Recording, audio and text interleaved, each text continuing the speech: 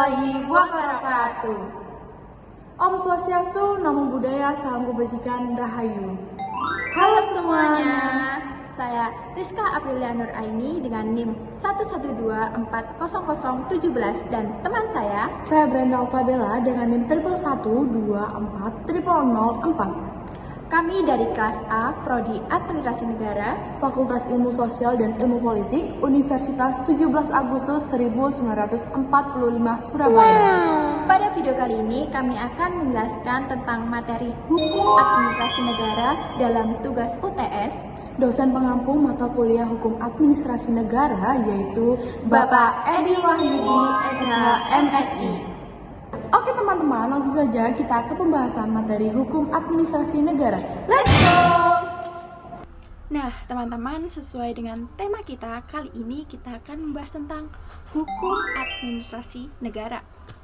Yang pertama yaitu pengertian Hukum Administrasi Negara. Hukum Administrasi Negara yaitu suatu cabang hukum publik yang mengatur hubungan antara negara dengan warga negara melalui lembaga-lembaga administrasi negara dan mengatur bagaimana pemerintah menjalankan tugas-tugas administrasi sesuai dengan hukum.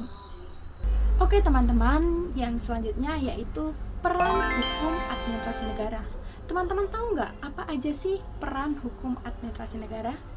Oke, yang pertama yaitu mengatur kewenangan lembaga pemerintah. Terus yang kedua yaitu menjalani transparansi dan akuntabilitas. Dan yang ketiga yaitu memberikan pelindungan hukum kepada masyarakat dari tindakan administratif yang sewenang-wenang. Untuk yang kedua, ruang lingkup hukum administrasi negara. A. Pembagian kewenangan antar lembaga pemerintahan. Pembagian kewenangan antara lembaga pemerintahan di Indonesia didasarkan pada teori trias politika, yaitu pembagian kekuasaan pemerintahan yang sejajar, yaitu eksekutif, legislatif, dan yudikatif. Untuk B. Pembuatan kebijakan. Ketika pemerintah menyusun rencana jangka menengah nasional, harus ada partisipasi dari berbagai sektor. Masyarakat, termasuk akademisi LSM, pemerintahan daerah untuk memastikan bahwa kebijakan yang dihasilkan sesuai dengan kebutuhan publik. Untuk C, pelaksanaan kebijakan. Ketika pemerintah melaksanakan kebijakan bantuan sosial, hukum administrasi negara mengatur pengawasan oleh lembaga terkait, seperti Badan Pemeriksa Keuangan atau BPK, Komisi Ombudsman, untuk memastikan bahwa bantuan tersebut tepat sasaran sewenang-wenang dengan cara yang pertama ada mencegah tidak sewenang-wenang pemerintahan. Untuk yang kedua, menjamin kepastian hukum. Dan untuk yang ketiga, menjamin keadilan sosial. Yang ketiga yaitu sumber hukum administrasi negara. Teman-teman, sumber hukum administrasi negara itu terbagi menjadi dua. Yang pertama yaitu sumber hukum administrasi negara tertulis dan kedua sumber hukum administrasi negara tidak tertulis. Sumber hukum tertulis. Yang pertama yaitu Undang-Undang Dasar 1945. Undang-Undang Dasar 1945 menjadi landasan hukum. Semua hukum yang ada di Indonesia tidak boleh ada yang bertentangan dengan Undang-Undang Dasar 1945. Yang kedua yaitu undang-undang yang mengatur ketentuan umum yang menjadi landasan bagi administrasi negara.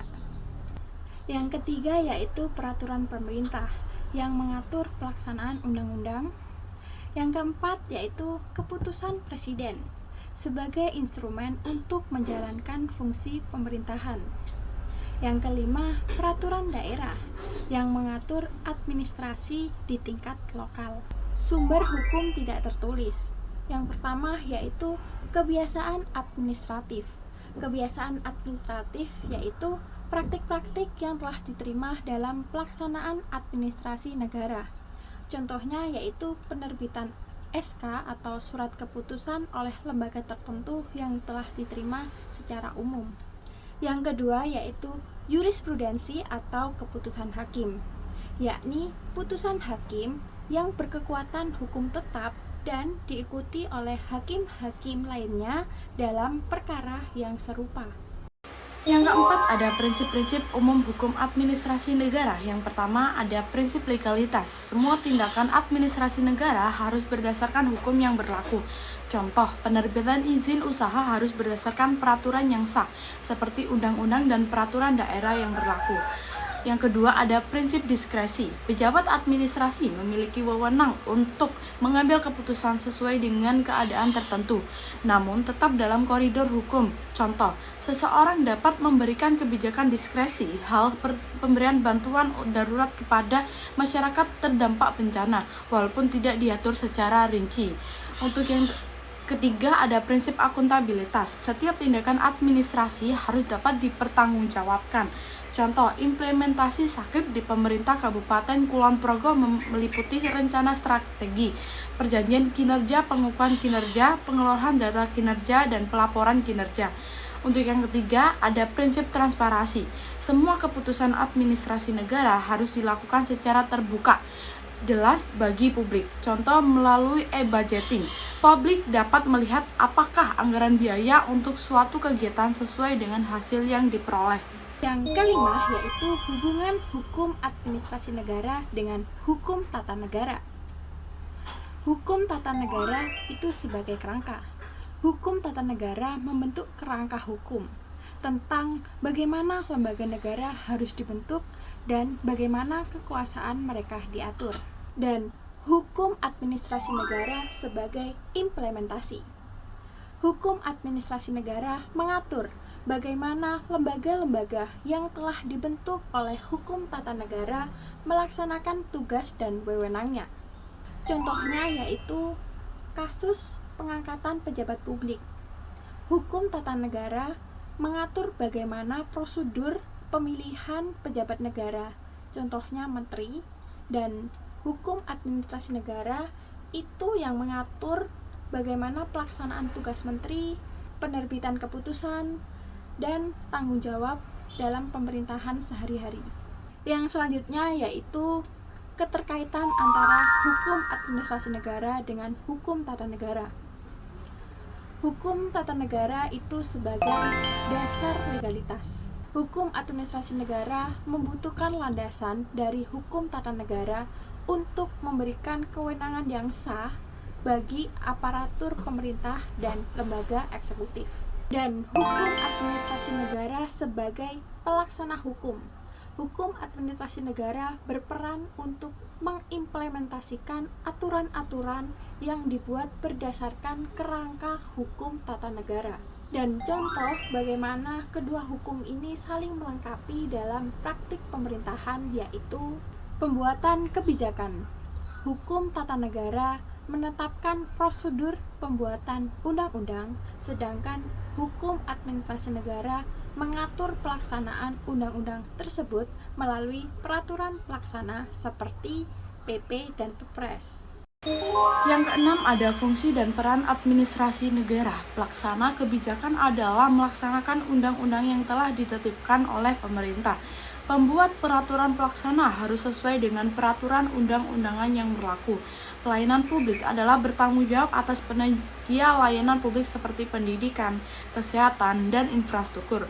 Contoh peran administrasi negara dalam hukum di sektor-sektor pendidikan, kesehatan, dan infrastruktur adalah: A. Sektor pendidikan, pemberian izin operasional seperti akreditasi sekolah hukum administrasi negara mengatur proses pemberian izin operasional bagi lembaga pendidikan.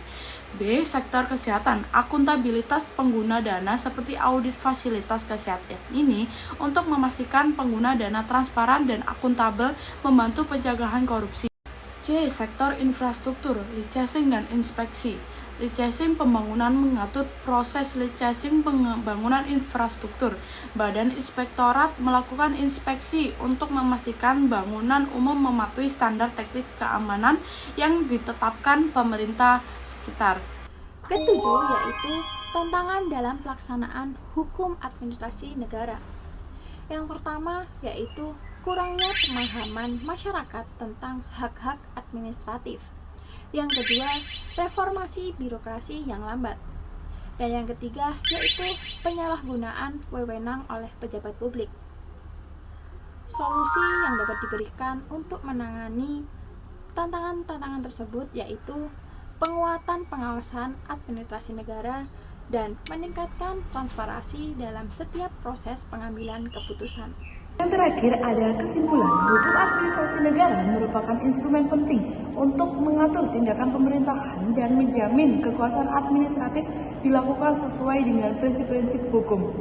Prinsip-prinsip seperti legalitas, dikresi, akuntabilitas, dan transparansi menjadi landasan penting dalam penerapan hukum administrasi negara. Dan hukum tata negara serta hukum administrasi negara saling berhubungan erat. Keduanya berfungsi bersama untuk memastikan pemerintah berjalan dengan efisien, akuntabilitas, dan sesuai dengan hukum. Demikian penjelasan kami mengenai materi hukum administrasi negara. Semoga bermanfaat bagi pemahaman kita semua. Mohon maaf apabila ada salah kata. Terima kasih telah menyimak video kami. Wassalamualaikum warahmatullahi wabarakatuh.